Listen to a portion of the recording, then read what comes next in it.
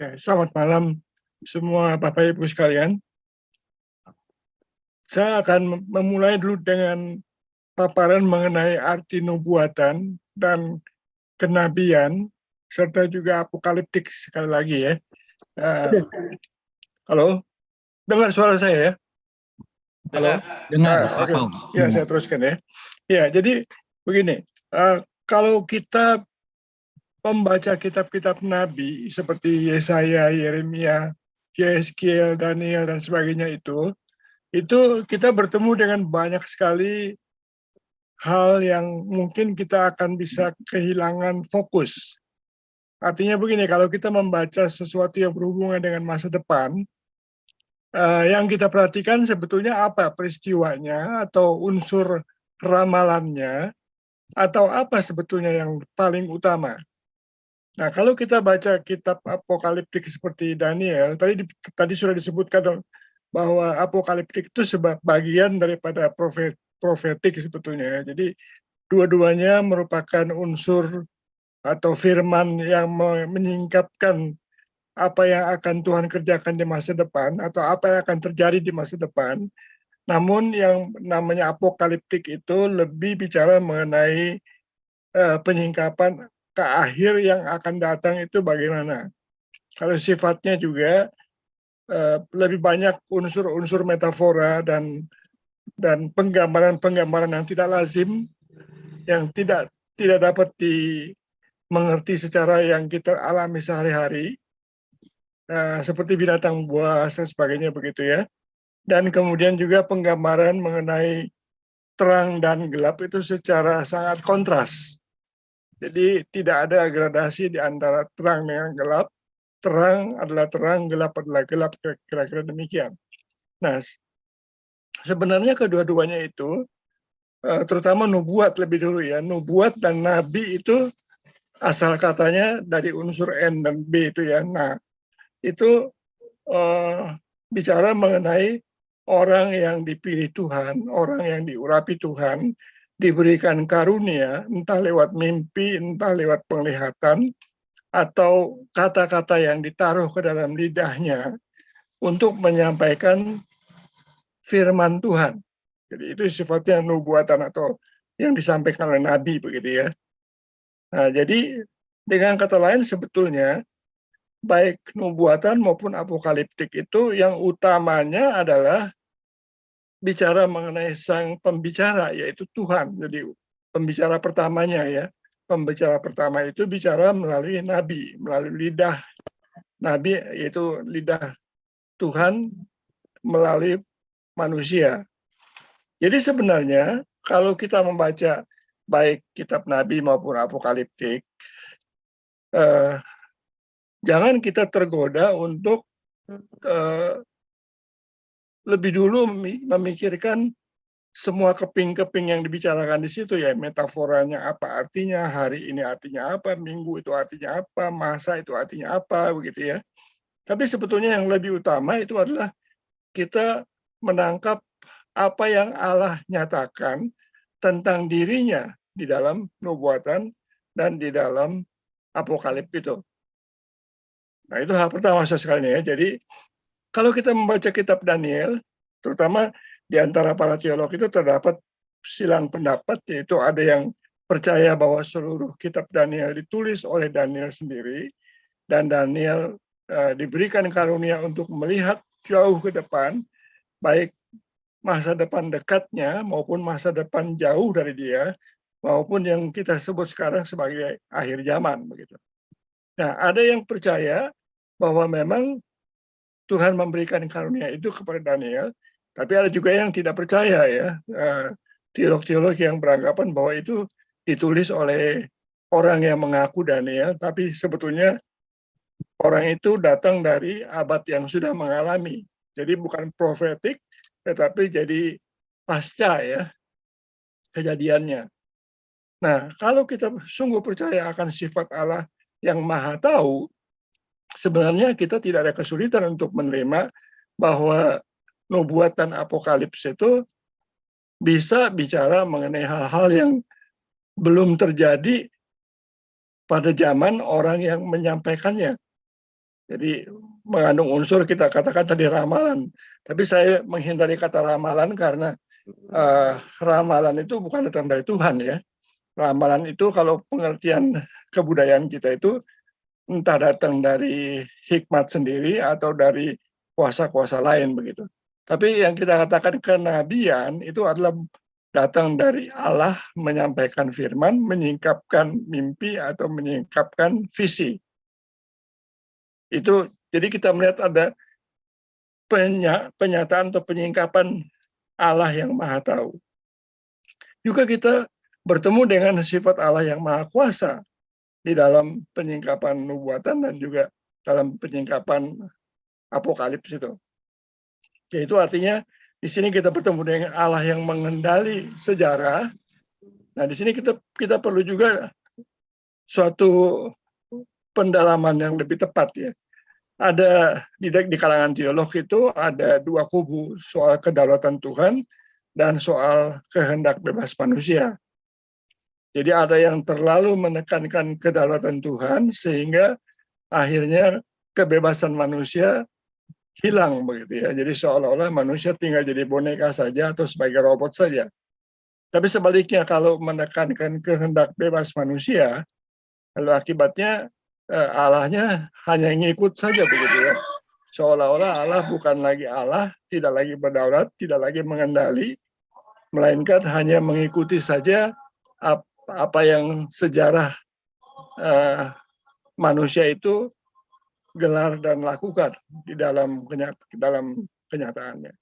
Nah, kalau kita baca Alkitab, kita bertemu dengan Allah yang Maha Kuasa, tetapi Allah yang berdaulat itu juga memberikan tempat untuk kehendak bebas manusia. Di sini kita bertemu dengan unsur misteri, saudara sekalian ya, yang secara manusia karena kita terbatas dan karena kita sudah jatuh dalam dosa, kita tidak bisa mempertemukan kedua hal itu secara logika, secara yang memuaskan logika.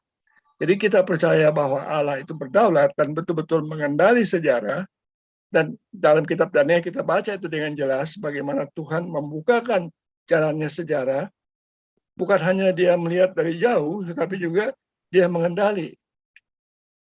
Dan itu menjadi satu unsur yang memberikan pengharapan bagi kita, memberikan pada kita penghiburan. Jadi kalau kita percaya Allah berdaulat, kalau kita percaya Allah berkuasa, kalau kita percaya sejarah ini ada di bawah pengendalian Tuhan, kita tidak harus ketakutan atau menjadi putus asa atau seolah-olah kita menjadi pion saja yang tidak ada gunanya. Tapi sebaliknya, jangan sampai kita berpikir bahwa lalu kemudian sejarah itu hanya sebagai panggung sandiwara saja. Tidak demikian, saudara sekalian. Nah, bagaimana ini mempertemukannya? Saya rasa kita tidak usah terlalu berdebat panjang lebar karena Alkitab menyatakan dua-duanya ada ya. Dua-duanya Allah mengendali, tapi juga Allah melibatkan keikutsertaan dan tanggung jawab manusia di dalam perjalanan sejarah itu.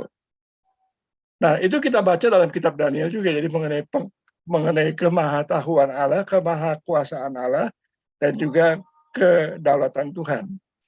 Selain itu kita lihat juga di dalam kitab Daniel, terutama kalau kita baca kembali bolak-balik ya 1 sampai 6, 7 sampai 12, kita melihat di situ ada progres ya. Penyataan Allah itu progres. Sehingga kita lihat misalnya di pasal 2 ada pemaparan tentang mimpi Nebukadnezar, itu ada patung emas, perak, tembaga atau besi tanah liat. Di pasal 7 diulang lagi seolah-olah, tapi pengulangannya itu ada lebih detail, ada juga lompatan, ada juga irisan begitu ya. Yaitu yang dipaparkan dengan singa, beruang, dan seterusnya ya, ada 4 binatang buas sampai berakhir kepada binatang yang disebut sebagai monster.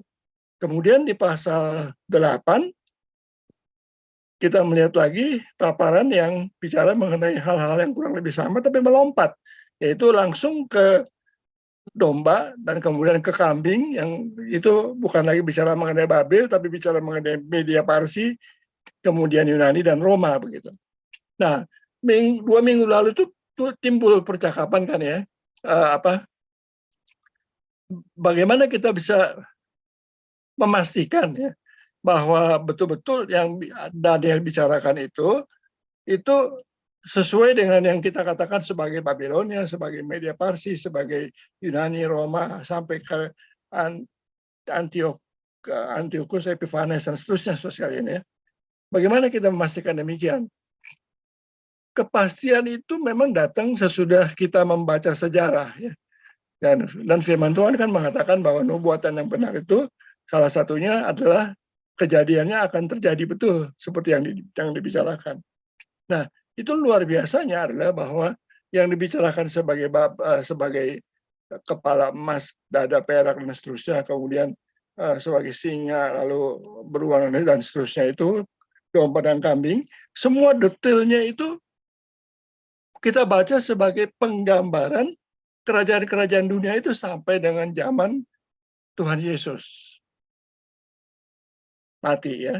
Dan kemudian terjadi sebelumnya itu memang terjadi juga penganiayaan, dan kemudian zaman Tuhan Yesus sesudahnya juga terjadi penganiayaan. Kita baca dalam sejarah, catatan para sejarah Yahudi, Roma dan sebagainya, itu semuanya persis sekali digambarkan di dalam hal-hal tersebut gitu. Di dalam paparan visi-visi yang dibukakan dalam mimpi dan dalam penglihatan kepada Daniel dan sebelumnya kepada Nebukadnezar. Jadi Yesus sekalian kita bisa simpulkan di situ bahwa penyataan Allah itu bersifat progresif. Nah, kalau kita baca kitab Daniel pasal 2, kalau kita lompat saja pasal 7, pasal 8 dan seterusnya, kita lihat di situ ada bagaimana ya, peristiwa-peristiwa itu bukannya berkesinambungan ya. Jadi artinya bukannya terus-menerus begitu ya. Jadi pasal 2 kemudian disambung dengan pasal 7, disambung dengan pasal 8. Nah, itu kita katakan sebagai peristiwa yang terus-menerus ya. Bukan demikian. Juga bukan sebagai peristiwa yang berurutan. Jadi pasal 2 disambung dengan pasal 7, disambung dengan pasal 8 dan seterusnya. Ini bicara demikian ini juga memberikan kepada kita insight mengenai kitab Wahyu. Sedikit menyimpang ya. Jadi kalau kita baca kitab Wahyu itu mengenai 7 meterai, 7 sangkakala, 7 bokor dan sebagainya itu menariknya adalah bahwa setiap kali sampai di 7 yang terakhir itu adalah yang pertama dari yang berikutnya, saudara. Jadi misalnya 7 meterai yang ketujuhnya itu adalah sangkakala yang pertama begitu. Dan seterusnya sosialnya. Jadi menunjukkan kepada kita di sini ada overlapping atau ada pengulangan, tapi maju, progress. Nah, penyataan Allah juga demikian. Jadi kalau kita menerima penyataan Allah itu progresif, maksudnya progresif di sini bukannya seperti di dalam keyakinan orang Islam yang lama diganti oleh yang baru, bukan begitu ya. Melainkan progresif itu adalah yang lama itu seperti benih yang tumbuh makin hari makin besar, makin hari makin nyata, makin hari makin menjadi penuh begitu.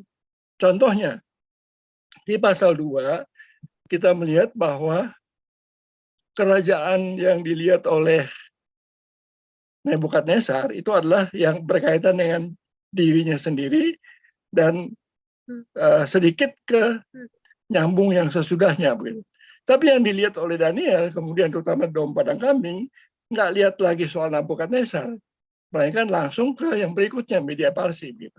Jadi sudah lihat di sini ya, bahwa ada kesinambungan yang progres, tapi penglihatan itu menjadi makin jelas, menjadi makin nyata. Contoh lain lagi, misalnya soal batu. Batu itu kita bisa tafsirkan bicara mengenai Yesus Kristus, tersirat di dalam dia itu kerajaan Allah, kerajaan semua orang tebusannya atau semua orang percaya. Tapi penggambaran di pasal 2 itu, penggambaran batu itu sesuatu yang tidak terduga-duga, sesuatu yang boleh dianggap remeh begitu ya, karena apa artinya batu kecil, nggak tahu dari mana datangnya, tiba-tiba turun menghantam kaki patung yang begitu besar, begitu megah, begitu dahsyat, tapi kok bisa menghancurkan. Lalu batu itu makin hari makin besar, makin besar. Nah, itu bicara mengenai sifat kerajaan yang dibawa oleh Tuhan Yesus yang sifatnya tak terduga ya, atau tidak teramalkan, atau mengandung unsur ajaib, mengandung unsur menakjubkan, mengherankan, karena batu yang tidak ada artinya, yang bisa dikatakan hina, tapi kemudian menjadi besar luar biasa, mengalahkan semua yang mulia menurut dunia ini. Tapi tetap saja di situ kita lihat gambaran yang masih sederhana sekali, masih kecil sekali, masih semacam benih saja ya, baru semacam percikan ide saja. Tapi nanti belakangan kita lihat yang dikatakan sebagai batu itu dibicarakan sebagai yang seperti anak manusia. Dan kemudian nanti kita baca bagaimana kemuliaannya membuat Daniel juga gentar dan takut sampai kehilangan tenaga dan sebagainya. Jadi pasal 2 terus sampai ke 7, 8 sampai 12 itu kita lihat perkembangan yang luar biasa dalam penggambaran mengenai kerajaan Allah yang datang di dalam Tuhan Yesus Kristus. Dan juga penggambaran mengenai kerajaan Allahnya sendiri pun menjadi jelas sekali, yaitu sebagai dia kemudian juga melibatkan semua orang yang setia kepada dia, yang dimuliakan ya, yang dibicarakan nanti yang dikatakan di pasal-pasal akhir sebagai orang yang bercahaya seperti bintang di langit begitu. Nah, itu kita lihat dari unsur yang berikutnya mengenai penyataan Allah itu bersifat progresif. Jadi makin hari makin jelas, makin hari makin penuh, makin hari menjadi makin nyata. Tadi saya bicara juga mengenai misteri ya, misteri tentang kedaulatan Allah dan kehendak bebas manusia. Misteri lainnya lagi adalah bahwa Daniel itu bisa melihat sesuatu yang, nah ini juga menjadi argumen yang sering disebutkan sebagai hal yang tidak mungkin Daniel yang menulis, katanya begitu, karena kok tiba-tiba muncul kata Yunani begitu. Dari mana datangnya Yunani itu? Kok bisa tahu tentang Yunani? Padahal Yunaninya kan, Danielnya kan belum hidup dalam zaman Yunani begitu. Nah, jawabannya secara logika ada yang mengatakan bahwa walaupun negaranya mungkin belum ada, tetapi daerahnya kan sudah ada, dan orang-orangnya kan juga pasti sudah ada. Dan pada zaman itu karena kerajaan Babel, kerajaan Media Parsi itu mekar kemana-mana, tentu terjadi migrasi ya, antar wilayah, sehingga orang-orang atau bangsa-bangsa dari tempat-tempat yang belum jadi kerajaan kuat sudah ada di situ begitu. Itu argumentasi yang lebih bersifat logika rasional ya, yang saya kira bisa diterima juga. Tapi tadi sudah saya katakan misteri lain lagi adalah karena ini adalah penyingkapan dari Allah, maka seperti kita baca di dalam terutama nubuatan-nubuatan mengenai Tuhan Yesus ya, ada bicara mengenai Bethlehem, ya kan, ada bicara mengenai tulangnya tidak akan dipatahkan dan sebagainya. Itu pada waktu dibicarakan itu orang nggak tahu sama sekali kan, bahwa itu bicara mengenai kenyataan-kenyataan yang benar-benar terjadi, dialami dalam hidup Tuhan Yesus begitu. Jadi di dalam penyataan Allah itu ada misteri bagaimana Allah memampukan si penerima nubuat atau si penyampai nubuat atau si penyampai firman itu sanggup menyampaikan hal-hal yang jauh belum dialaminya dan masih jauh di depan dia. Nah, tempoh hari saya bicara mengenai penglihatan teleskopik ya. Jadi kalau kita tahu mengenai Keker itu ya, atau telelens ya, kalau kita suka kamera itu ada telelens yang bisa melihat jauh begitu. Kalau dia dipakai untuk melihat pemandangan, biasanya yang jarak-jarak yang jauh itu menjadi dekat. Jadi misalnya kalau sudah lihat televisi itu pada waktu Olimpiade dibuat film orang lari gawang gitu ya, pakai telelens, itu gawangnya itu bisa berdekatan gitu. Padahal itu bisa barangkali berapa belas meter kan jaraknya antara satu gawang ke gawang lain. Nah, Di dalam penglihatan apokaliptik dan juga nubuatan itu pun demikian. Jadi ada peristiwa-peristiwa yang seperti berdekatan, ada juga peristiwa-peristiwa yang di antara satu dan lainnya itu terlewatkan, jadi tidak tertangkap oleh lensanya itu, atau ada juga yang kelihatannya sebagai tumpang tindih begitu. Jadi misalnya kembali kepada contoh soal batu dan soal anak manusia itu.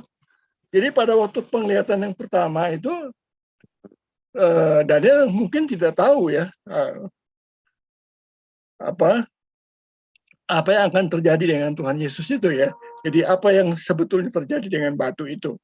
Walaupun dia menjelaskan, tapi dia nggak tahu jelas bagaimana gitu ya. Jadi seperti contohnya adalah mengapa orang Yahudi pada zaman Yesus itu sukar sekali menerima penderitaan dan kematian Yesus.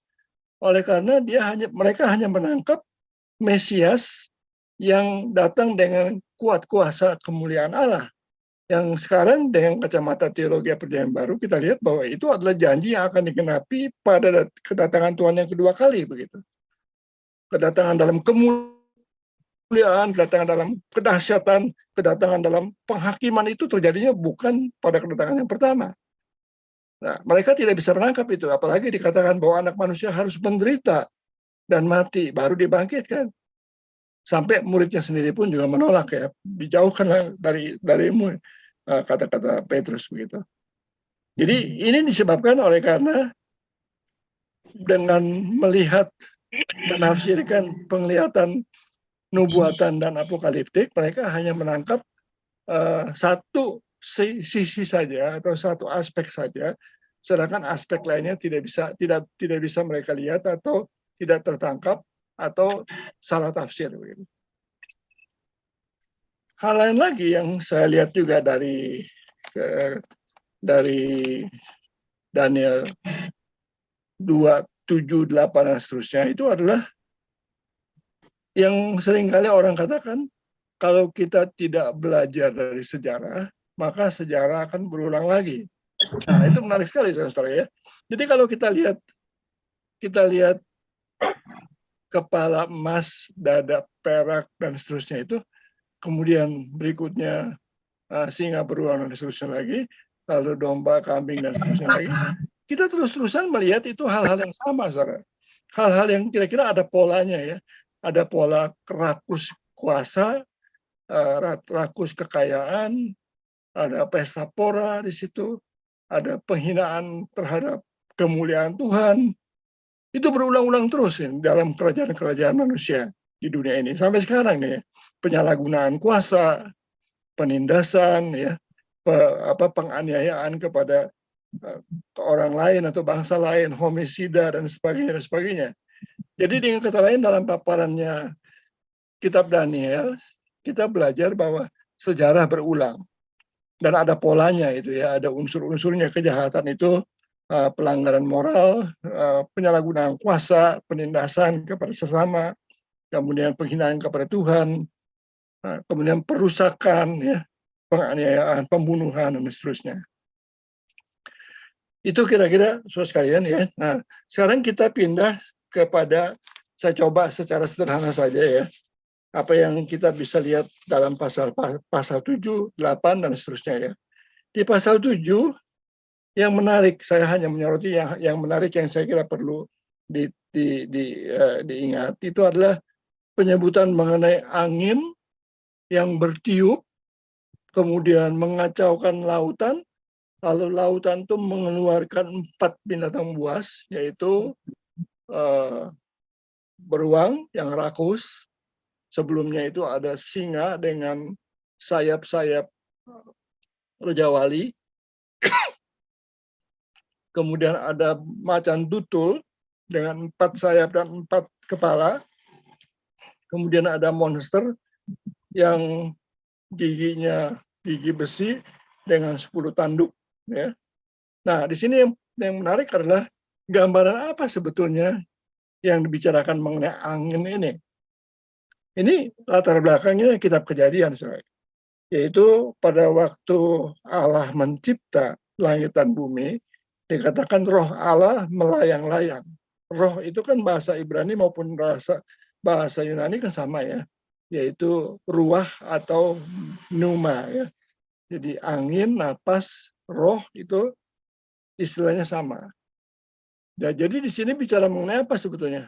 Bahwa apakah roh Allah itu menyebabkan terjadinya kejahatan? Bukan. Roh Allah bekerja mengendalikan lautan. Itu lautan dalam kejadian itu adalah sumber kekacauan ya, sumber pemberontakan di dalam mana ada Leviathan, binatang-binatang buas yang jahat yang melawan Allah. Jadi di sini sebetulnya penghiburan bahwa apapun yang akan muncul itu sebetulnya ada di dalam kendali roh Allah. Roh Allah itu bukan hanya mengendalikan, tapi juga roh Allah menelanjangi.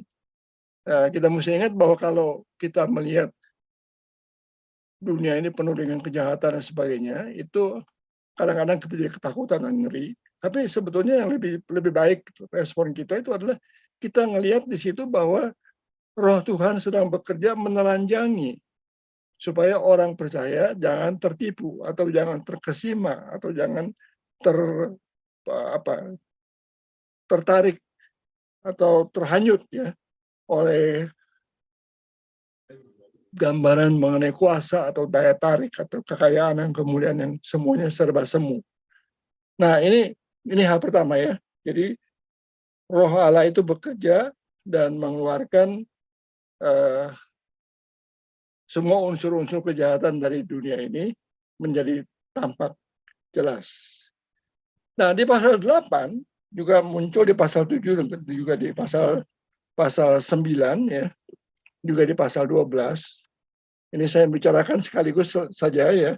Itu ada hal yang kalau buat saya itu lebih baik saya itu mengatakan saya tidak akan masuk ke dalam tafsiran yang terlalu mendetail sampai menjadi agnostik, sampai menjadi spekulatif maksud saya. Yaitu begini, mengenai minggu-minggu, mengenai petang dan pagi, ya, dan mengenai hari. Jadi dibicarakan waktu itu yang Daniel tanyakan, Daniel kan berdoa itu 70 tahun yang dijanjikan melalui Yeremia itu kapan digenapinya oleh Tuhan begitu. Lalu oleh malaikat dijawab 70 tahun itu ternyata bukan hanya 70 tahun, melainkan 70 kali 7 masa. Lalu 70 kali 7 masa itu diuraikan lagi sebagai 62 kali 7 masa. Jadi hampir 500 tahun itu persis kurang lebih ya. Kita nggak tahu persisnya bagaimana karena kita nggak tahu yang dihitung oleh Daniel itu sejak pemulangan orang Yahudi oleh siapa begitu. Karena ada 3 kali pemulangan kan, ada 3 kali pembuangan, ada tiga tahap ya, 3 tahap pembuangan, ada 3 tahap pemulangan. Nah, termasuk dalamnya oleh Darius, oleh Xerxes, oleh Artasasta. Kita baca itu mengenai Esra, Zerubabel, Nehemia dan sebagainya begitu ya. Tapi jelas di situ bahwa masa tidak sampai 500 tahun kurang lebih betul gitu. Entah dari manapun diukurnya atau dihitungnya, itu kurang lebih ya 62 kali 7 itu ya jadilah kurang lebih begitu. Tapi kemudian dikatakan lagi oleh malaikat itu ada lagi 7 kali 7 lagi masa. Kemudian ada lagi 1 kali 7 masa lagi. Jadi sebetulnya apa ini? Kemudian yang berikut lagi yang lebih menyulitkan lagi adalah dibicarakan lagi mengenai 2.300 petang dan pagi. Kita tahu orang Yahudi itu menghitung hari mulai dengan petang, saudara ya. Jadi bukan dengan, kalau kita kan mulai dari pagi ke malam, kalau mereka malam ke pagi begitu. Jadi satu hari 24 jam itu mulai dari jam 6 sore, bukan dari jam 6 pagi. Nah, kalau 2.300 hari, kemudian bicarakan lagi mengenai 1.290 hari, dan kemudian bicarakan lagi mengenai 1.330 hari, ini apa sebetulnya? Membingungkan ya, kira-kira begitu ya. Tapi saya kira ada beberapa petunjuk barangkali yang bisa kita pegang. Tadi kita bicara mengenai 777 nih ya, 62 kali 7, terus 7 kali 7, lalu akhirnya 1 kali 7.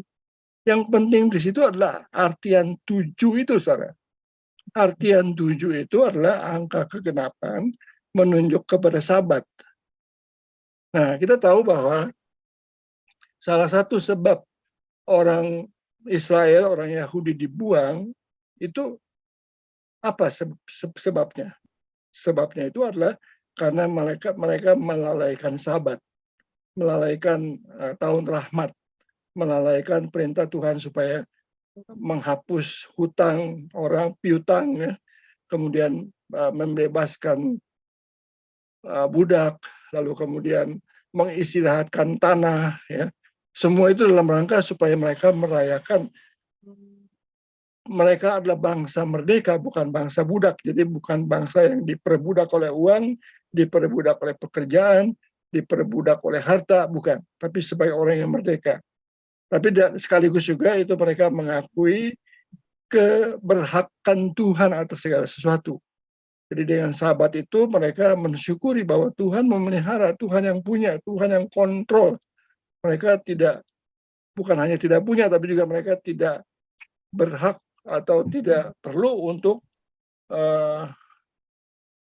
seolah-olah diperbudak oleh kebutuhan-kebutuhan sehari-hari. Gitu. Tapi juga ada peraturan Sabat itu dalam pengertian pemberlakuan kemurahhatian. Ya. Jadi mereka mesti berbagi, sebagaimana Tuhan memelihara mereka, mereka juga memelihara orang lain, bahkan yang bukan bangsa mereka, yang ada di tanah mereka, dan mereka yang budak dan sebagainya. Jadi dengan kata lain, singkat kata, 70 itu terdiri dari 62 kali 7, 7 kali 7, 1 kali 7, itu bicara mengenai pemberlakuan prinsip-prinsip Sabat dalam tahapan-tahapan, ya, yang membuat mereka mengerti bahwa apapun yang terjadi itu tujuannya adalah Tuhan ingin memurnikan, Tuhan ingin mengembalikan haknya, Tuhan ingin menegakkan kembali kemerdekaan, pengudusan dan sebagainya begitu. Jadi ini hal-hal ini yang perlu kita pegang utamanya, saudara ya. Lalu kalau kita baca berikutnya mengenai hari tadi itu petang dan pagi, itu Daniel kan bertanya mengenai berapa lama penderitaan itu atau aniaya itu berlangsung. Nah, penjelasannya adalah 1 masa, 2 masa, setengah masa. Jadi kurang lebih 3,5 ya, 3,5 tahun misalnya.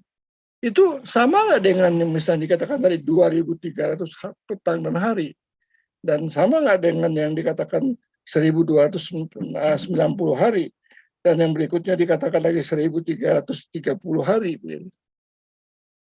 Kalau kita hitung-hitung misalnya hitungan harinya mereka, tahunnya mereka 360, itu jadi bulan ya, bukannya tahun matahari tapi tahun bulan, maka nggak ada yang ketemu itu, saudara ya. Jadi 7 tahun itu nggak sama dengan 2.300 petang dan pagi. 2.300 petang dan pagi itu kurang lebih adalah 6,5 tahun. Kalau pakai hitungan 360 hari ya per tahunnya. Lalu kemudian 1.260 itu kurang lebih sama nggak dengan 3,5 tahun? Kurang lebih sama begitu ya. Nah, kenapa disebutkan 3,5 tahunnya itu 1, 2,5? Ini kan membingungkan semua ya. Nah, kalau kita kembali kepada pendekatan sederhana saja, saya kira begini, saudara. Yaitu kita nggak usah terpaku dengan eksaknya kata-kata atau bilangan-bilangan itu. Tapi secara prinsip kira-kira begini. Itu semua penganiayaan, semua kekacau balauan yang dikerjakan oleh para musuh Allah itu dalam kendali roh Allah. Lalu ada bilangannya, begitu ya. Dalam bilangan berapa lamanya mereka dikasih kesempatan itu, tujuannya adalah pemberlakuan pemurnian oleh Allah untuk umatnya. Jadi pemurnian, pengudusan, penegakan kembali arti hidup ya, nilai hidup, harganya hidup dan sebagainya. Itu ditanamkan melalui peristiwa-peristiwa itu. Lalu kalau kita bicara mengenai penganiayaan, terutama mengenai 1, 2,5 itu, jadi kira-kira itu kita lihat bahwa penderitaannya itu yang awal mulai terjadi, kemudian berikutnya lebih parah, lalu yang setengah itu menjadi lebih ringan. Itu seperti yang dikatakan oleh Tuhan Yesus, bahwa ketika aniaya itu terjadi luar biasa beratnya, tapi Tuhan bertindak supaya orang-orang pilihan tidak sampai binasa. Dengan tujuan bahwa diringankan itu artinya supaya jangan sampai orang pilihan Tuhan itu akhirnya tidak tahan dan akhirnya ikut-ikutan binasa begitu. Jadi yang kata lain di sini adalah campur tangan Tuhan atau kedaulatan Tuhan dinyatakan juga di dalam dia mengizinkan terjadinya aniaya, tapi juga dia mengendalikan dan membatasi aniaya itu sehingga ada masanya parah, ada masanya lebih parah lagi, ada masanya menjadi lebih ringan sehingga tertanggungkan oleh umatnya. Nah, yang terakhir sekalian, sesudah ini saya harap kita bisa diskusi.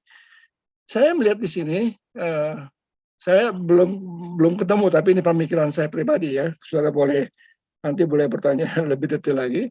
Saya melihat di dalam kitab Daniel ini ada suatu paparan mengenai kerjasama Trinitarian, gitu ya. Tadi kita sudah bicara mengenai adanya angin, itu roh Allah ya. Roh Allah mengendali sampai kerajaan-kerajaan itu keluar dan kelihatan telanjang kejahatannya. Tapi kemudian juga di akhir pasal 7 itu kan dibicarakan bahwa api Allah akan menghanguskan mereka begitu. Dan di semua penampakan di pasal 2, di pasal 7, di pasal 8, semua sampai dengan pasal 12 itu semua kejahatan itu akhirnya dihabisi begitu oleh Tuhan. Dihakimi begitu. Jadi ada karya roh Allah pertama, lalu ada penampakan dari yang lanjut usia, walaupun hanya beberapa ayat saja, tapi jelas sekali itu beda dari yang disebut sebagai anak manusia, karena anak manusia datang menghampiri yang lanjut usia itu. Lalu kemudian ada penampakan dari yang anak manusia. Nah, 3 ini jelas sekali, saudara sekalian ya.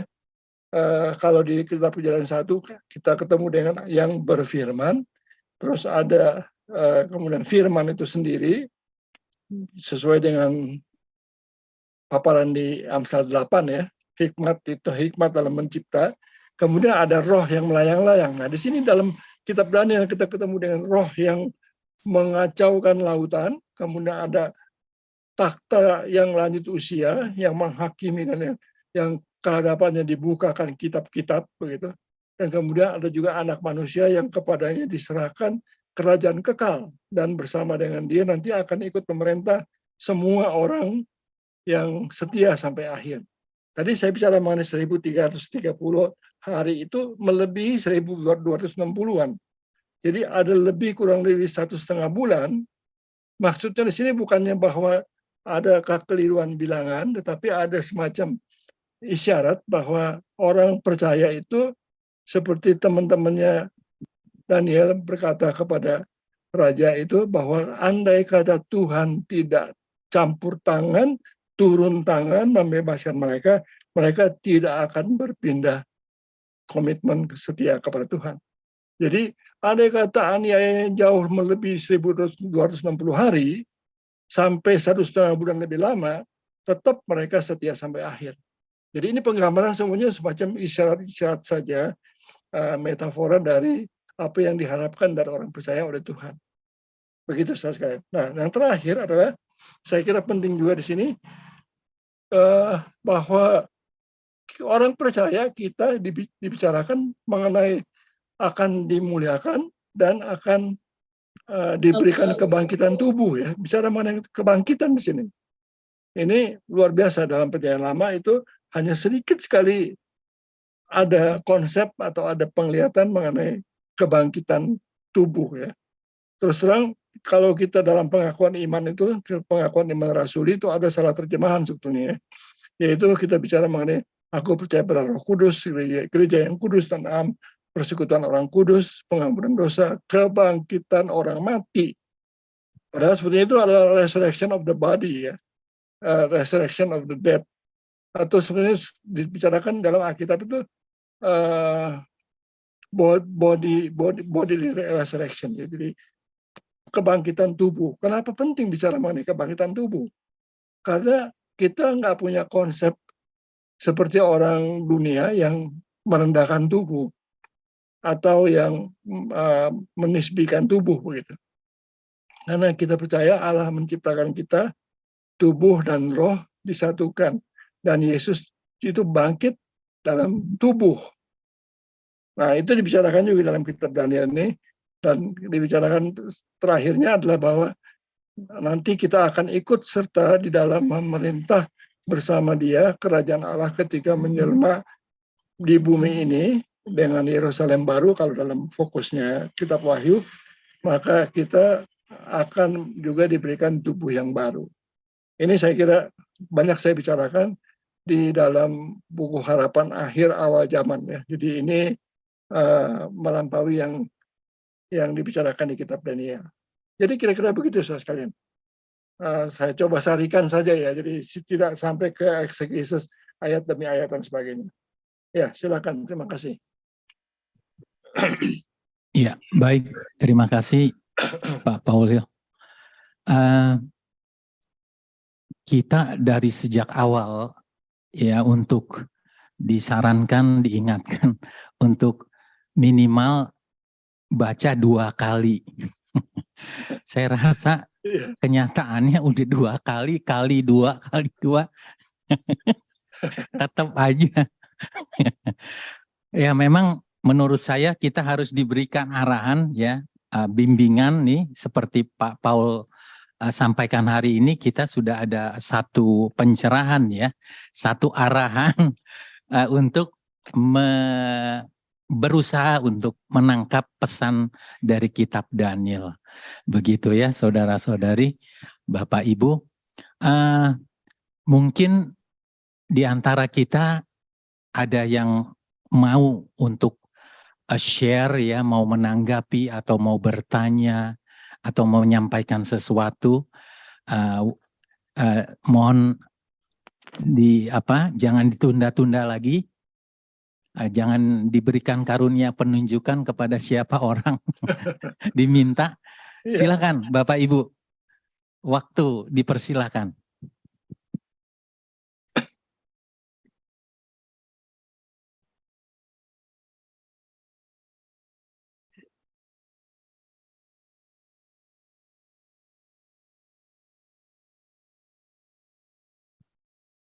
Tempo hari saya mengingatkan, kalau saudara belum memiliki, silakan kontak saya atau melalui Pak Yuke atau melalui Pak Heri, buku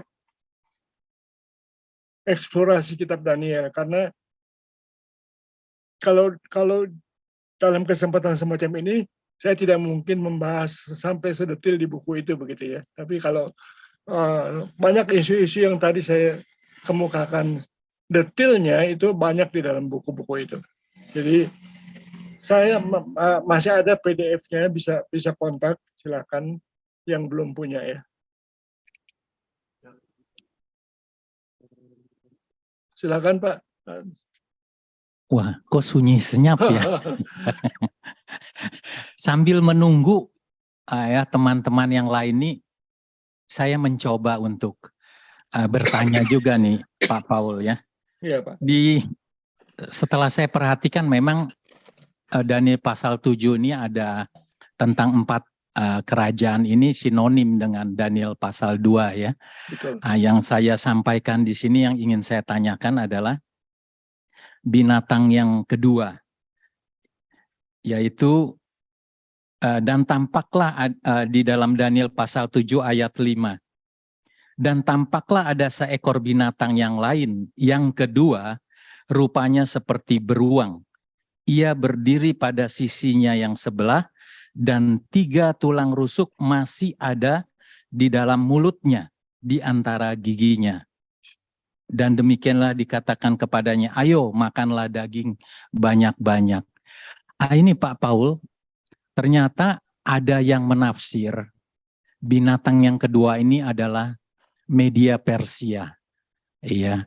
Dan tulang rusuk yang ada di giginya itu yang berupa dianalogikan sebagai makanan itu adalah kerajaan sebelumnya, yaitu Mesir, Asyur, dan Babel sendiri yang dikalahkan oleh raja negeri media Persia.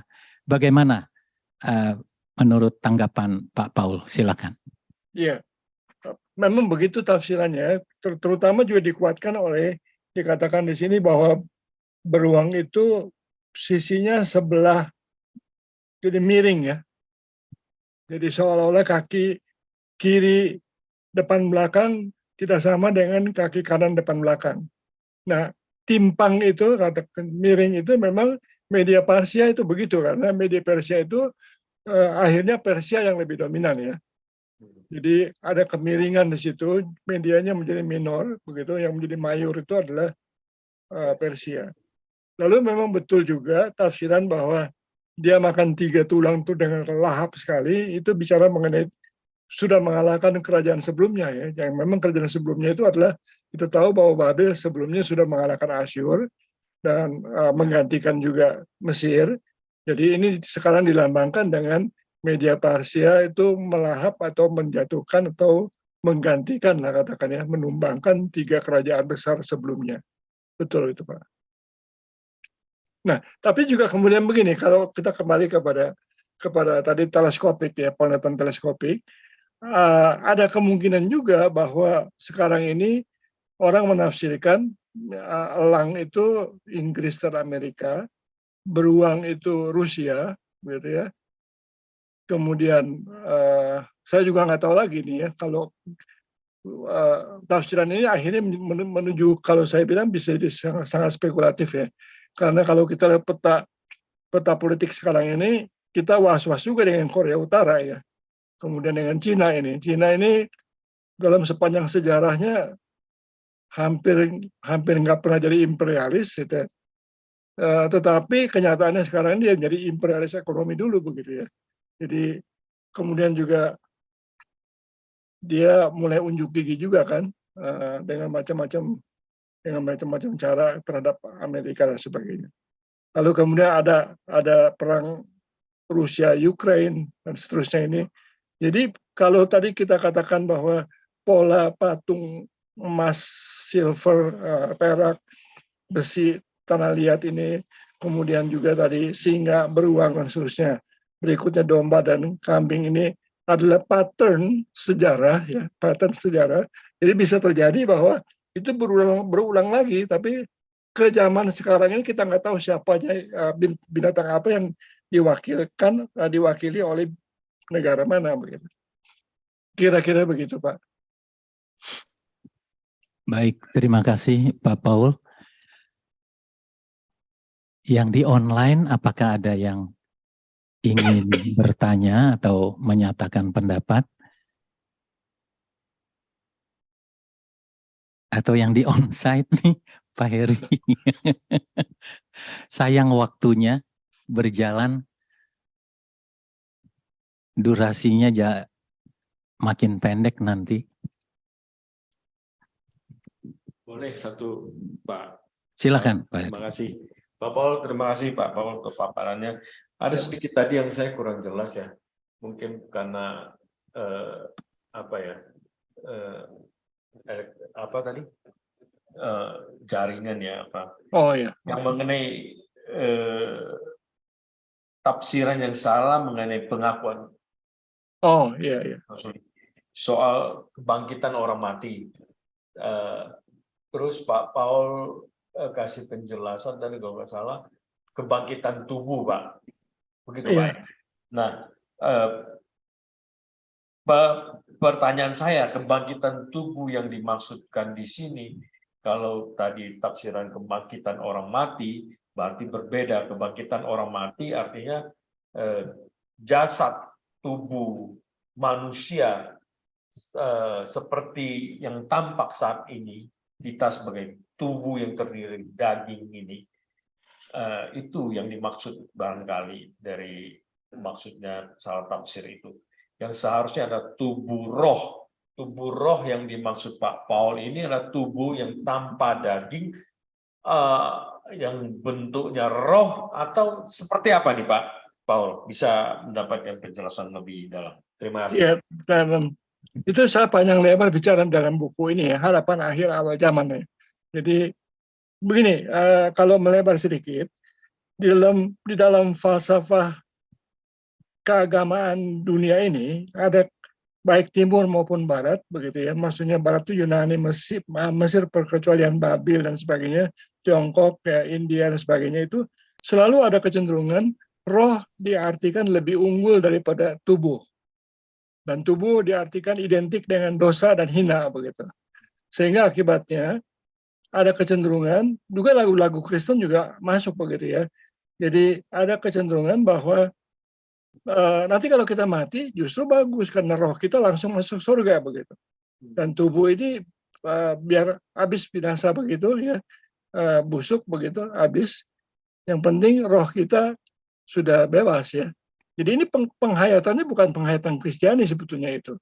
Karena jelas sekali di 2 Korintus 15 terutama ya, juga di Tesalonika, juga terutama juga di Wahyu, juga sekarang di Daniel ya, itu bicara mengenai apa yang Tuhan ciptakan baik adanya, yaitu tubuh dan roh ini akan dibangkitkan kembali. Tapi memang karena tubuh dan roh kita sudah dirusak oleh dosa, sekarang roh kita diperbaharui, tubuh kita juga secara cicilan pertama dikatakan oleh kitab Galatia itu ada DP-nya ya, atau down payment-nya sudah diberikan, pengalaman kebangkitan, pengalaman kalau kata Petrus cicipan surgawi, atau Ibrani juga mengatakan demikian, sudah dialami oleh semua orang percaya.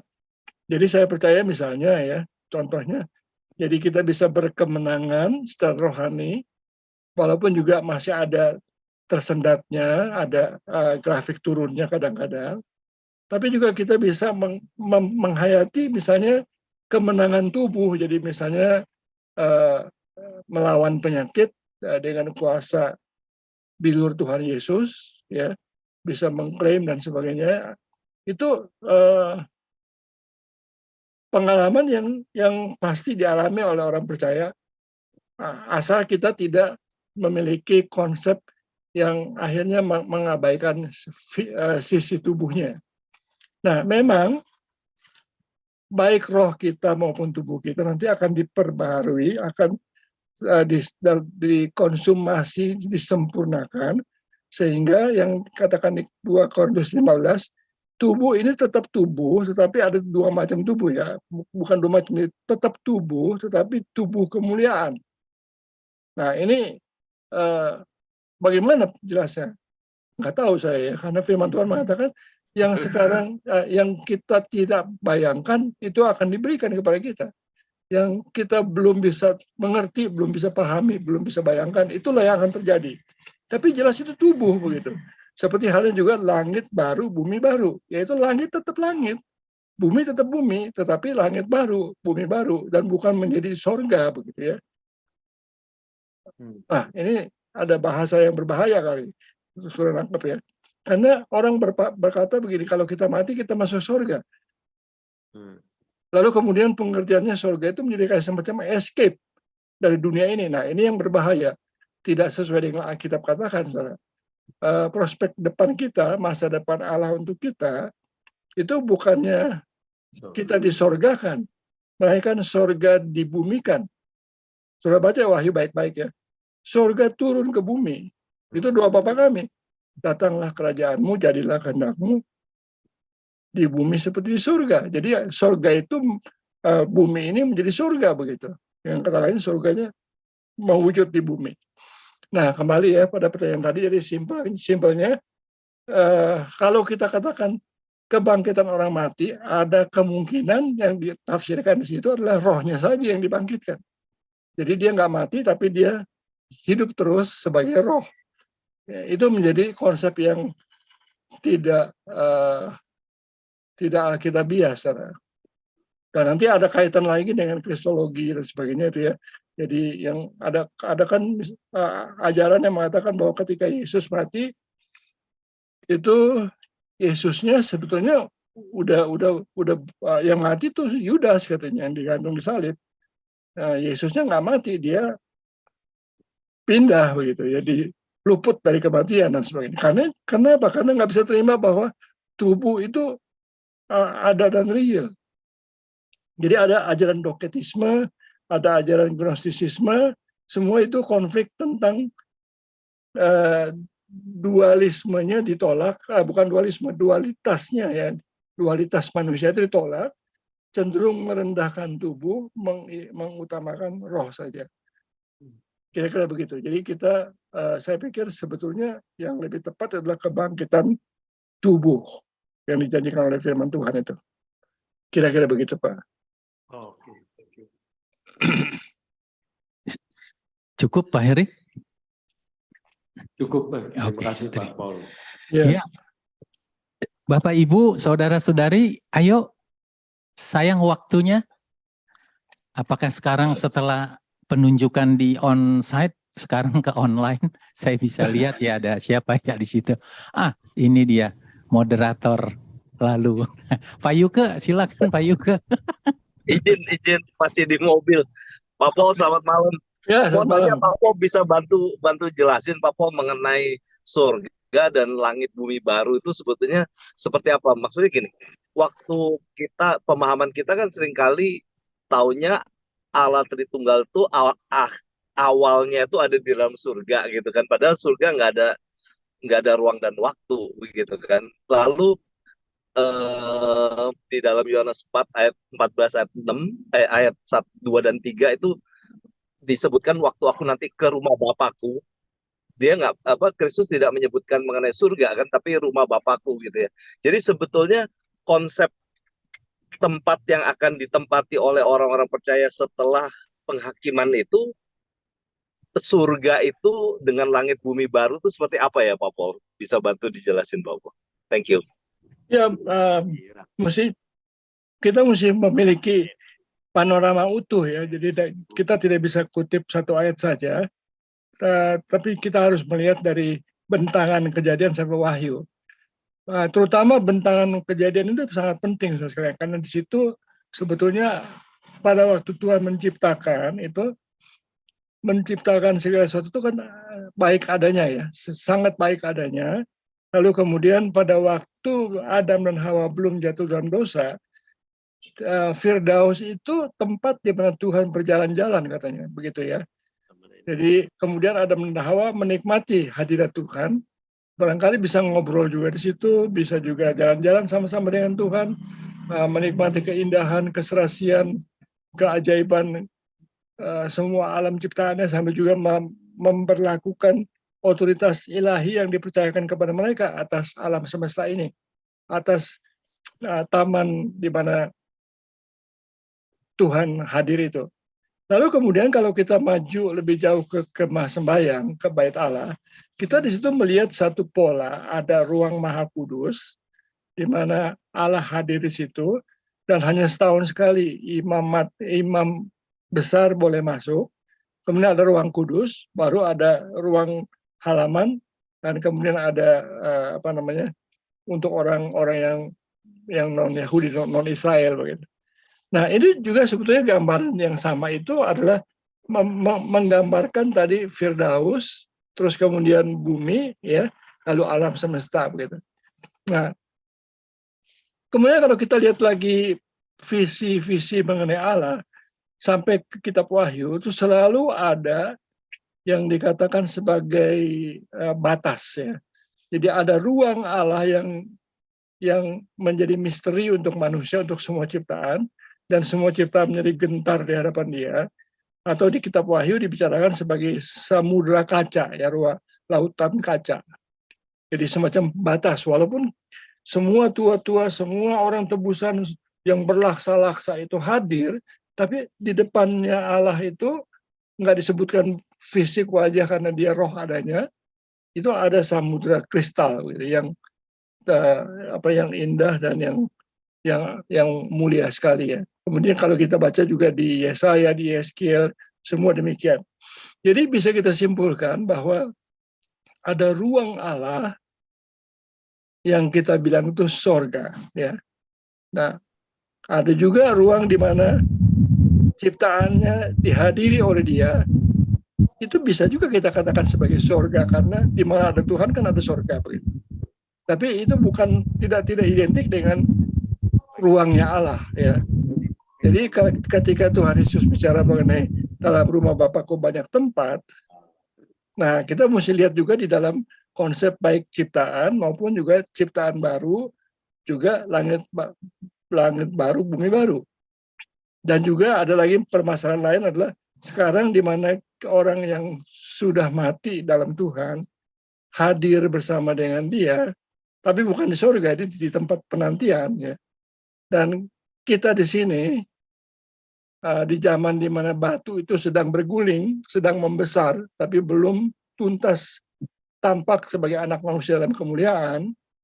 Nah, nanti menuju kepada ketika anak manusia dalam kemuliaan, lalu seluruh kerajaan diserahkan kepada Dia. Nah, saya yakin bahwa seluruh kerajaan diserahkan kepada Dia itu adalah seluruh kosmos ini sebetulnya. Karena kalau dibaca di kitab Kolose, itu bicara jelas bukan hanya Yesus bukan hanya juru selamat untuk manusia, tapi juga Dia juru selamat atas langit dan bumi. Kan juga di kitab Roma 8, ya.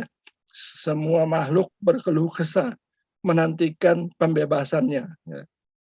Nah, jadi yang sekarang kita lihat sebagai kosmos ini, universe yang luar biasa besarnya itu, sekarang nanti akan penuh dengan kemuliaan dan bersih dari segala macam cacat celah akibat dosa. Itu sepenuhnya di dalam kontrol anak Allah, yaitu Tuhan Yesus, dan kita di dalamnya berbagian bersama dengan Dia, pemerintah. Itulah yang kita katakan sebagai di dalam rumah Bapakku banyak tempat. Kalau saya berpikir begitu, ya. Kalau orang lain berpikir lain, ya. Tapi saya yakin sebetulnya kayak begitu harusnya. Kira-kira begitu, Pak Yuka? Terima kasih Pak Paul. Ya, ya. Thank you Bang Saud. Oke, Thank you Pak. Pak Yuka. Iya, adakah lagi yang ingin bertanya? Silakan.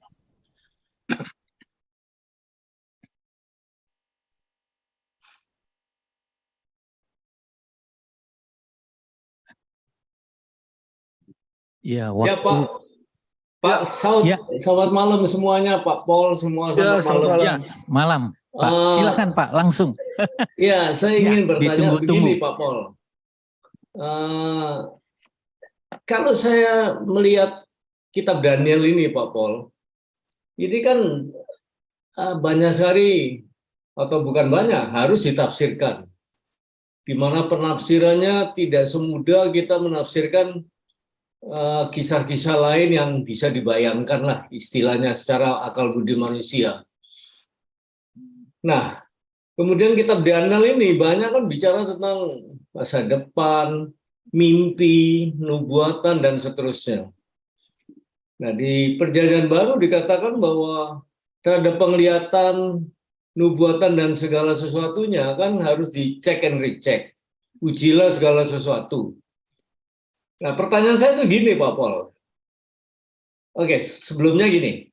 Nah, kitab atau Alkitab ini kan mengalami kanonisasi, artinya tidak jatuh dari sorga kan, sebagaimana yang dipercaya pada saudara sepupu kita kan, ayat kitab sucinya kan jatuh dari sorga, jadi ya udah dianggap benar-benar dari Tuhan. Kalau Alkitab kita ini kanonisasi, artinya biar gimana juga hasil buatan atau pemikiran manusia yang walaupun kita juga percaya dituntun oleh Roh Kudus.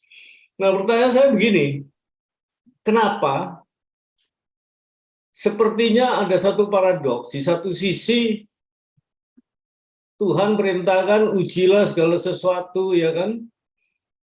Tapi di sisi lain kok malah dikasih kitab Daniel yang, waduh, mengujinya aja bisa menimbulkan banyak tafsiran, bisa menimbulkan perdebatan, bahkan orang bisa berantem nih kalau salah-salah dalam menguji kitab Daniel ini. Karena tidak mudah. Nah, pertanyaannya kenapa kok Ya tentu kaitannya dengan karena kitab suci kita ini, Alkitab ini kan nggak turun dari sorga. Kenapa kok dulu entah itu bapak-bapak orang suci atau yang mengalami kanonisasi lalu mereka menyetujui oke kitab Daniel masuk dalam Alkitab gitu. Adakah alasan-alasan teologis Pak Paul sehingga memang demikianlah dibuat supaya kita nih nggak bisa mengerti, bahkan di satu sisi kita disuruh mengerti tapi di sisi lain sepertinya disuruh menguji. Nah, pertanyaan saya kok seperti ini paradoks, kayak kalau saya renungkan malah nggak selesai-selesai, malah lama-lama jadi frustasi, Pak. Terima kasih, Pak Paul. Ya, banyak sekali pertanyaannya ya. Yang pertama soal kanon, saya klarifikasi dulu ya. Kanon itu bukan menetapkan ya. Kanon itu menemukan. Jadi proses pengkanonan itu bukan menetapkan, oh ini firman, itu bukan begitu ya. Melainkan dalam terang beberapa kaidah ya, misalnya kesejarahannya, kemudian juga poin-poin yang dipaparkan di dalamnya, teologisnya begitu ya, itu mereka melihat garis yang jelas.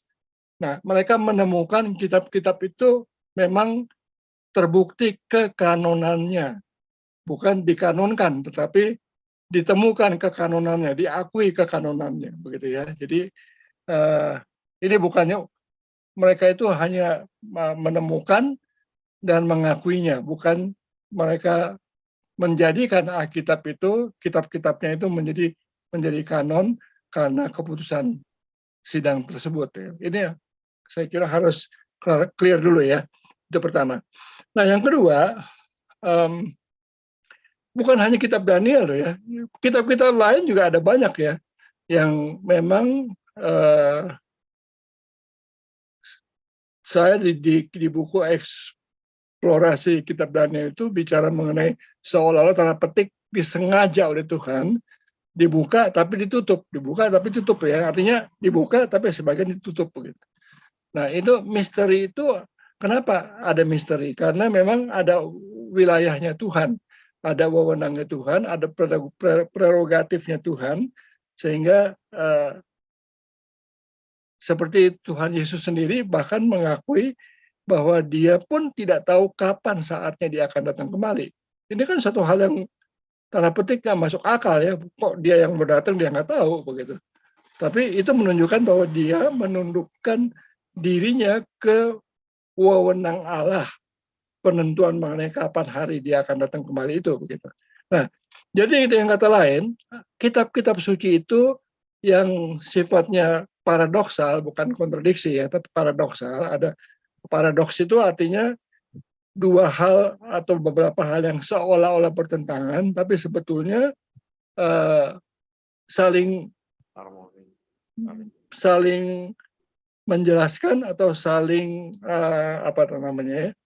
saling menguatkan atau saling mengisi, betul begitu ya. Jadi dari sisi-sisi yang berbeda begitu. Seperti halnya kalau kita melihat sesuatu dengan sudut pandang dari atas, dari bawah, dari kiri, dari kanan akan berbeda-beda. Jadi kira-kira begitu. Tapi itu bukan perbedaan dalam arti pertentangan, melainkan perbedaan karena sudut pandang kita yang terbatas berbeda-beda. Nah, dengan kata lain, kalau kita bertemu dengan bagian-bagian firman yang seperti demikian, pertama yang mesti diingat adalah kita perlu rendah hati, begitu. Kita perlu berdoa, minta Tuhan berikan hikmat kepada kita. Nah, yang kedua, langkah kedua adalah bahwa kita percaya Roh Kudus bekerja tuh sudah 2000 tahun, bahkan sudah kalau kita mundur lebih jauh lagi sampai ke zaman Daud, sampai ke zaman Abraham, begitu ya, sudah ribuan tahun bekerja melalui orang-orangnya Tuhan. Nah, dengan rendah hati kita juga belajar dari mereka begitu. Jadi makanya bacalah buku-buku tafsir ya, buku-buku rohani. Misalnya saya sebut saja tulisan Billy Graham, tulisan Abraham Kuyper, begitu ya, tulisan Calvin, tulisan Luther, tulisan Tertullianus, Irenaeus, Agustinus, itu semua orang-orang yang diurapi Tuhan itu mereka semua mata rantai yang perlu kita hargai, begitu. Kasanah yang luar biasa sebetulnya. Barangkali tidak ada ilmu atau agama yang sedemikian luasnya seperti Kristen begini ya, yang melibatkan ribuan atau puluhan ribu atau ratusan ribu orang-orang pemikir, hamba-hamba Tuhan yang diurapi. Jadi ini kita menghargai mata rantai, seperti yang dikatakan di kitab Ibrani, kita sekarang seperti disaksikan oleh begitu banyak yang seperti awan, ya. Itu siapa yang seperti awan itu ya? Arak-arakan para pahlawan iman dari zaman ke zaman sampai ke zaman-zaman sebelum kita. Nah, begitu. Nah, kemudian ya memang kita akan bertemu dengan tafsiran-tafsiran yang kadang-kadang nggak sesuai ya. Tetapi jangan kecil hati karena ada banyak sekali pemikiran-pemikiran yang cukup jelas berkesesuaian. Jadi misalnya begini ya, tadi kita bicara mengenai ini, ngomong tentang Babel, ngomong mengenai media Parsi dan sebagainya, itu hampir nggak ada tafsiran yang menolak itu. Ya, yang menolak bahwa oh itu bukan begitu. Itu saya kira hampir nggak ketemu ya di dalam tafsiran-tafsiran yang ada.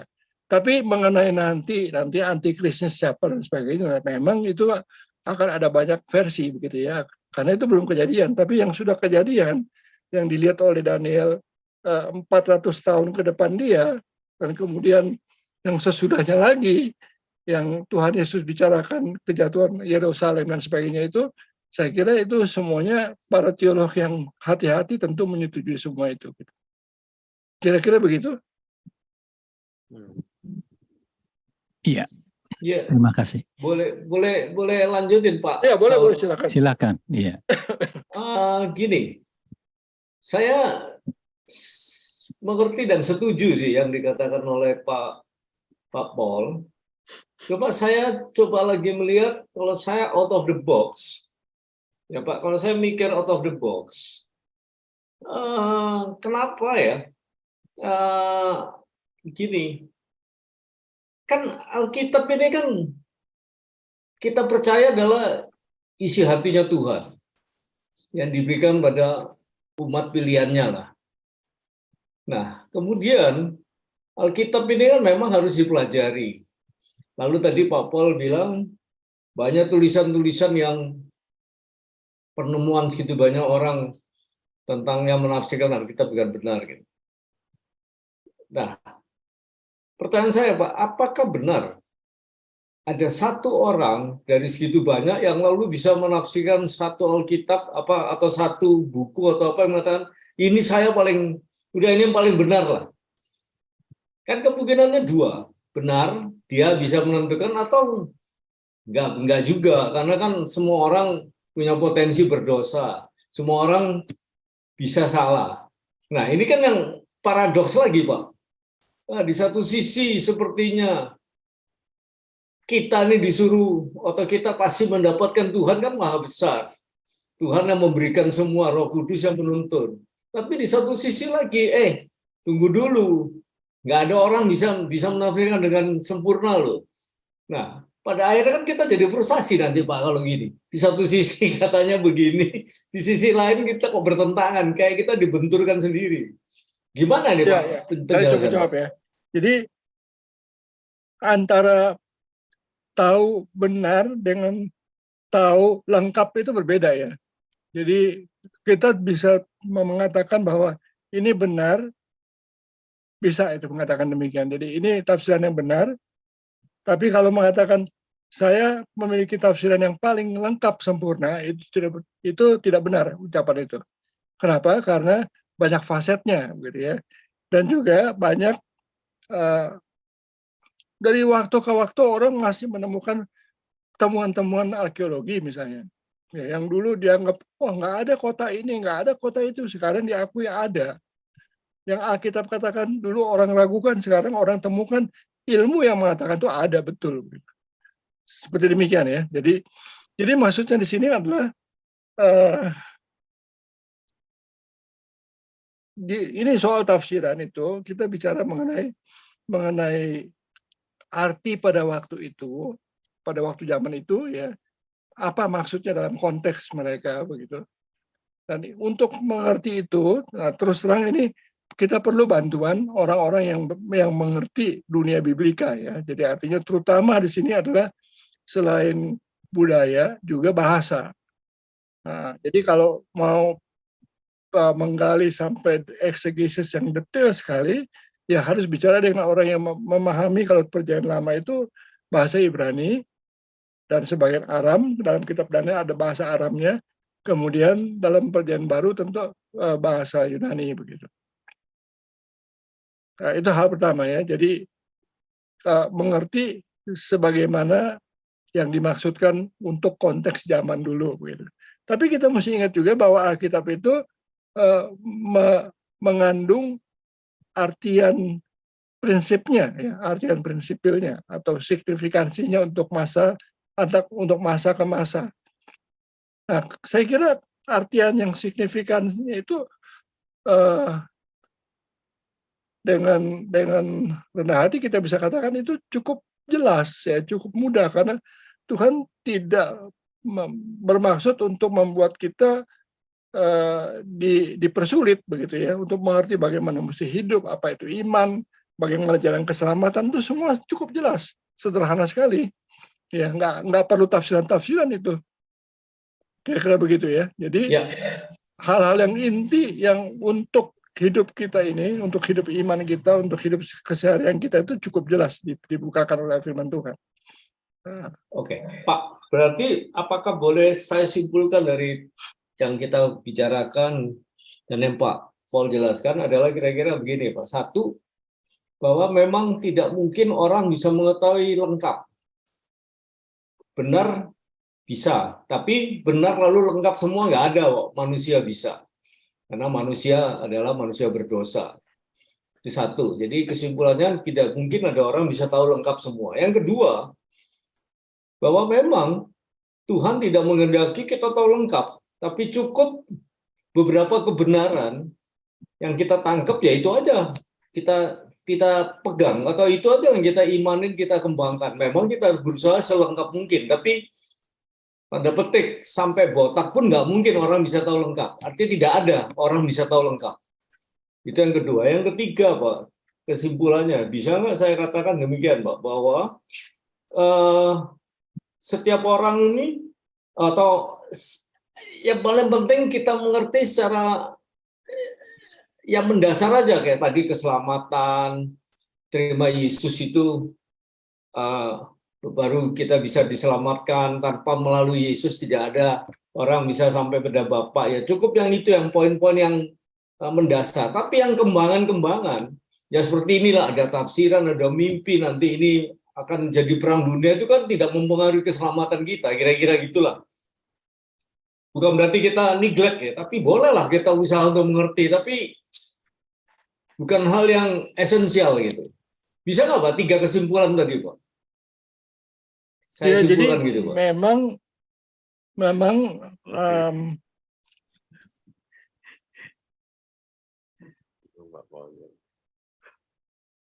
ada. Pertama soal sempurna itu tidak ada ya. Jadi pengertian sempurna itu belum sekarang ini ya. Nanti kalau kita sudah masuk dalam kemuliaan baru kita memiliki pengertian sempurna begitu ya. Sebagaimana kita dilihat dan kita melihat Tuhan muka dengan muka begitu. Itu pun tanda petik masih juga tidak semua karena masih ada rahasia diri Allah yang tetap tersembunyi untuk dirinya begitu ya. Itu satu. Jadi tidak, justru karena sekarang ini kalau kita ketemu satu aliran atau satu orang yang teolog atau pengkhotbah yang mengaku diri sebagai yang tahu paling banyak, paling sempurna, itu mungkin pertanda dia itu adalah bidat begitu ya. Semua bidat itu begitu mengakuinya. Dia yang paling benar, dia yang paling sempurna begitu. Jadi kalau orang sudah sampai diidolakan begitu, itu kita mesti waspada sekali. Nah, tetapi itu jangan sampai menjadi penghambat untuk kita maju ya di dalam pengenalan akan Tuhan. Kita juga mesti mengerti ya, membedakan antara pengetahuan dengan pengenalan. Yang pengetahuan itu perlu, tapi itu bukan segala-galanya. Pengenalan itu adalah yang utama. Walaupun pengenalan pun juga melibatkan pengetahuan begitu ya. Jadi kalau kita mau kenal seseorang ya tentu kita mesti tahu juga kan dia itu namanya siapa dan sebagainya. Tapi kita tujuan utamanya adalah untuk kenal dia.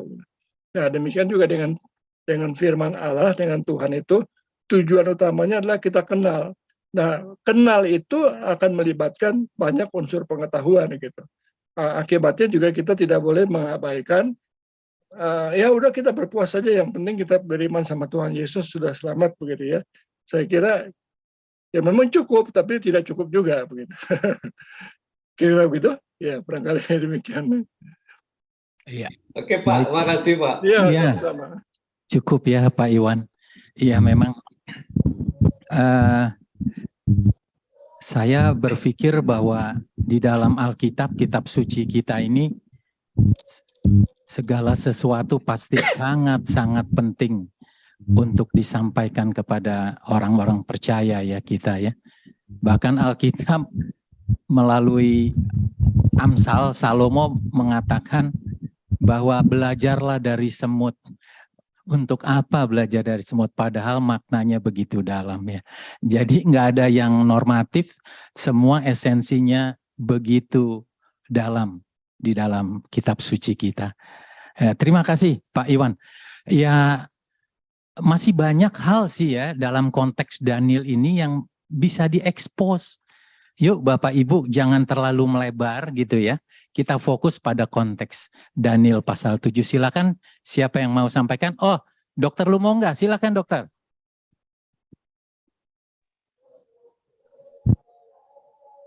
Terima kasih Pak Trubus. Suara saya terdengar ya? Jelas. Oke. Maaf Pak Paul, saya belum memiliki buku Bapak. Jadi saya nggak tahu apakah pertanyaan saya ini mungkin sudah ada di buku Bapak. Tapi rasanya nggak salah kalau saya tanyakan di sini. Kalau membaca kitab Daniel, dari penangkapan saya, 3 pasal yang terakhir itu bersambungan, berhubungan. Pasal yang pertama itu merupakan pendahuluan, pasal yang 11 isi nubuatannya, dan 12 adalah penutup. Nah, di pasal 10 ini kan Daniel bertemu dengan penglihatan. Ini yang mau saya tanyakan kepada Pak Paul. Pas ayat 5 di situ terlihat, kuangkat mukaku lalu kulihat seorang yang berpakaian kain lenan dan seterusnya. Itu pasal 5. Tapi pasal 10 tertulis, tetapi ada suatu tangan menyentuh aku dan membuat aku bangun sambil bertumpu pada lutut. Ini kelihatannya 2 yang berbeda, 2 pribadi yang berbeda. Yang saya tanyakan, kira-kira ini ditafsirkan apa ya? Itu mengenai pertanyaan pertama. Kemudian yang kedua, di kitab perjanjian lama dan juga di kitab perjanjian baru, kita sering menemukan penampakan-penampakan seperti ini yang kita sebut teofani. Ya. Seperti misalnya waktu Abraham kedatangan tamu,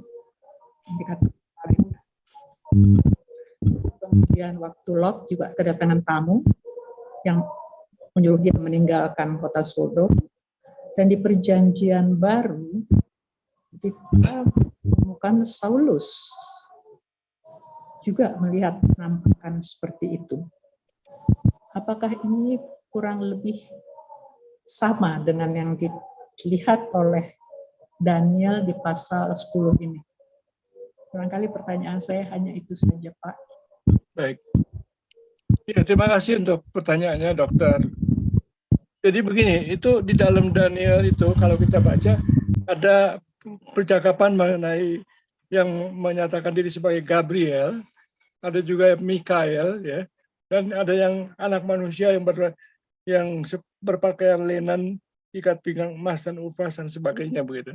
Nah, kalau kita perhatikan dengan teliti, jadi setiap kali Daniel bertemu dengan penampakan-penampakan itu dia kehilangan tenaga, gemetar, takut dan sebagainya. Lalu ketika dikatakan, diucapkan firman atau disentuh, dia pulih begitu ya. Jadi kesimpulannya di sini adalah kepada pihak di mana dia mendapatkan kekuatan dan kepada pihak di mana dia gentar dan takut dan menunjukkan hormat, itu yang kita tafsirkan sebagai anak manusia, yaitu penampakan prainkarnasi Tuhan Yesus begitu. Itu tafsiran yang disetujui kebanyakan teolog ya, karena malaikat tidak menerima penyembahan, juga malaikat hanya sebagai suruhannya Allah. Ya. Nah, mengenai penampakan lain dalam Perjanjian Lama, seperti 3 sosok itu ya, itu juga memang ada 2 macam tafsiran ya. Ada yang mengatakan itu penampakan Yesus prainkarnasi dengan 2 malaikat, tapi ada juga yang mengatakan itu adalah penampakan Tritunggal ya, secara kasat mata yang nampak oleh mata Abraham. Nah, saya berpikir kita bisa menerima bahwa penampakan Yesus sebelum inkarnasi itu bisa diterima begitu. Tapi kalau penampakan Bapa dan Roh itu biasanya diungkapkan bukan sebagai sosok manusia. Jadi saya cenderung menerimanya bahwa itu adalah Yesus dengan 2 malaikat. Tapi bisa juga 2 malaikat itu mewakili ya. Jadi bukan kehadiran pribadinya, tetapi mewakili pribadi Allah Bapa dan pribadi Roh Allah begitu. Lalu hal lain lagi tadi, ini mumpung saya keingetan ya, jadi mungkin sedikit penyimpang, tapi ada bagian ini yang kita perlu bicarakan juga. Salah satu hal yang dibicarakan di pasal-pasal akhir itu adalah dikatakan kepada Daniel bahwa terjadi peperangan di udara begitu antara malaikat yang dengan malaikatnya Persia ya. Jadi malaikatnya Persia itu tentu di sini adalah roh jahat ya, atau si iblis begitu. Nah, ini itu seringkali dijadikan alasan di dalam beberapa pihak gereja tertentu ya, bahwa sekarang ini kita kalau penginjilan, kalau kita pelayanan harus perangi dulu roh-roh jahat itu begitu ya, kita tengking, kita ikat dan sebagainya. Saya kira itu agak sedikit kelebihan ya, agak berlebihan karena begini alasannya.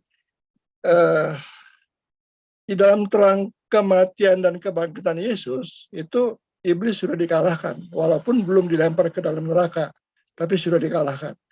Dan dalam ucapan Tuhan Yesus, segala kuasa di langit dan di bumi telah diberikan kepadaku. Jadi berarti dia sudah menang. Nah, jadi kita bukannya berperang melawan roh-roh jahat, tapi kita memberlakukan kemenangan Kristus kepada roh-roh jahat yang masih berupaya untuk berulah menghambat pekerjaan Tuhan di dunia ini begitu. Itu sedikit tambahan saya ya. Tapi jadi jawaban tadi saya yang pertama adalah bahwa memang ada penampakan dari Yesus prainkarnasi dan para malaikat yang menyertai dia. Kalau kita baca kitab Yeskiel juga ada penampakan Allah sebetulnya, tetapi selalu diiringi dengan manifestasi yang tidak bisa dijelaskan ya, seperti roda-roda api begitu ya, seperti angin dan sebagainya. Juga dengan kitab Wahyu pun demikian juga. Nah, hanya di kitab Daniel ini penampakan Allah itu dikatakan sebagai yang lanjut usia, dan itu nampak lagi juga di kitab Wahyu. Kira-kira begitu jawaban saya, tapi sedikit melebar dengan soal perang rohani tadi.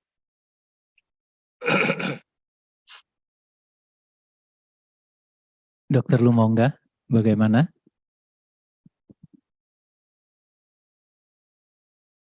Di mute Cukup, kayaknya. Mute. Cukup, Dokter Lumongga? Unmute dulu, Bu. Dokter, di unmute. Cukup. Cukup Udah ya. Baik, terima kasih. Walaupun nih saya sudah diberitahu timekeeper bahwa sudah habis waktunya, tapi saya kok ada perasaan tanpa pemberitahuan dulu, ya jangan dulu ya, kita kasih waktu sedikit ya.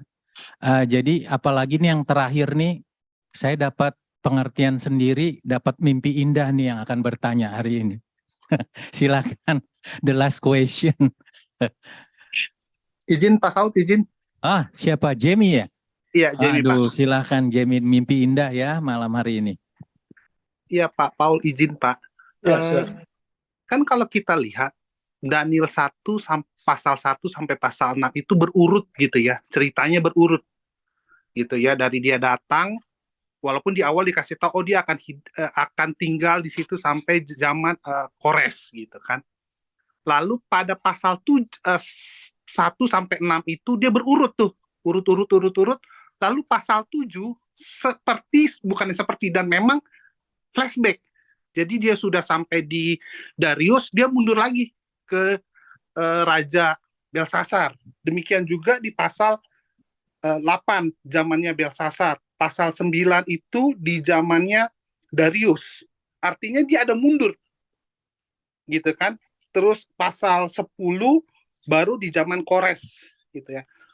Pertanyaan pertama begini Pak, apakah memang sengaja disusun seperti itu atau ada tujuan tertentu? Jadi 1 sampai 6 yang seakan-akan bukan nubuatan, tanpa penglihatan gitu ya. Kalau saya bahasa awam saya adalah pasal 7, 8, 9, 10, 11, 12 itu penglihatan begitu ya. Apakah ada memang maksud tertentu dari pasal 1 sampai 6 dan pasal 7 sampai 12? Itu yang pertama Pak Paul. Yang kedua, izin bertanya kembali yang begini Pak. Tadi yang sudah ditanya oleh Pak Saud adalah tentang simbolisasi penglihatan tentang beruang. Dan Bapak juga mengiyakan bahwa itu adalah Persia. Tetapi di satu sisi, Bapak juga bilang ada kemungkinan dengan teleskop begitu ya, dengan pemahaman seperti teleskop itu berulang. Lalu pertanyaannya Pak, dalam Daniel ini khususnya, bagaimana kita bisa mengetahui, oh ini selesai. Kalau kita kan nubuat tahu, misalnya, oh ya Tuhan Yesus lahir di Bethlehem, ini nubuatan. Lahirnya ada, sudah selesai, faktanya ada, dan akhirnya tercentengkan gitu. Oh ini sudah selesai. Tetapi bagaimana kita tahu di Daniel ini, oh ini belum terselesaikan nih. Gitu. Kita menantinya itu di poin apa gitu Pak. Terima kasih Pak. Selamat malam. Nah, kalau dibaca lagi ayat pertamanya pasal 7, 8, 9 seterusnya, itu maju terus kok.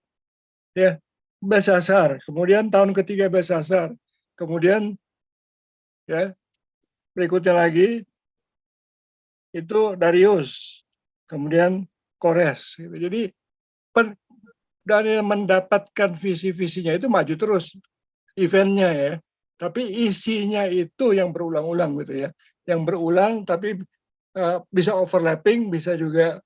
Nah ini yang pertanyaan kedua ya. Jadi pertanyaan pertama saya sudah jawab, eventnya terjadi maju terus begitu ya. Jadi bukannya mundur maju ya.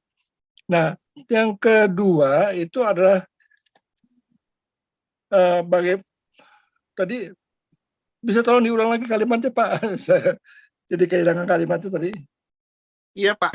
Bagaimana kita mengetahui bahwa kalau nubuatan kan kita bisa centeng gitu ya. Oh ya Tuhan Yesus lahir di Bethlehem, centeng. Iya. Tapi bagaimana kalau penglihatan ini kan kapan ini N-nya gitu Pak?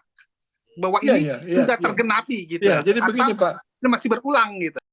Jadi tadi saya katakan bahwa ada yang sudah terjadi, yaitu semua kalau kita lihat sekarang ini sudah terjadi semua itu ya, karena sampai ke antikristusnya itu sudah terpenuhi pada waktu zaman Antiochus Epiphanes.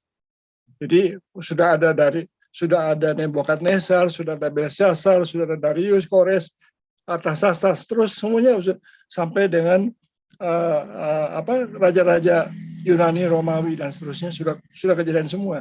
Tetapi yang teleskop ke depan berulangnya ya, raja-raja itu siapa yang berikutnya sesudah 400 tahun sesudah Daniel itu, kemudian sesudah kejatuhan Yerusalem tahun 70 itu, siapa lagi seterusnya itu yang masih menjadi gumulan kita untuk membaca dengan hati-hati dalam tafsiran.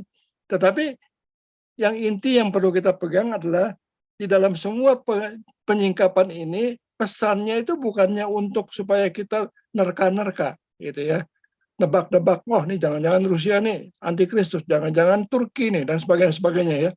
Tetapi yang utamanya di sini adalah pesan bahwa Allah mengendalikan segala sesuatu dan itu memberikan kepada kita penghiburan, juga penelanjangan kekuatan-kekuatan yang makin hari makin degradasi itu membuat semua orang percaya berwaspada, jangan berselingkuh dengan dunia, kira-kira begitulah ya. Jangan main-main dengan mencintai dunia ini. Itu prinsipnya. Tapi soal bagaimana kita menafsirkannya itu kita harus terbuka tapi juga teliti dan hati-hati begitu. Jadi ini menafsirkan siapa-siapa berikutnya sekarang ini terutama ya dalam penglihatan prinsip itu kejadian lagi sekarang ini. Nah, ini yang perlu kita katakanlah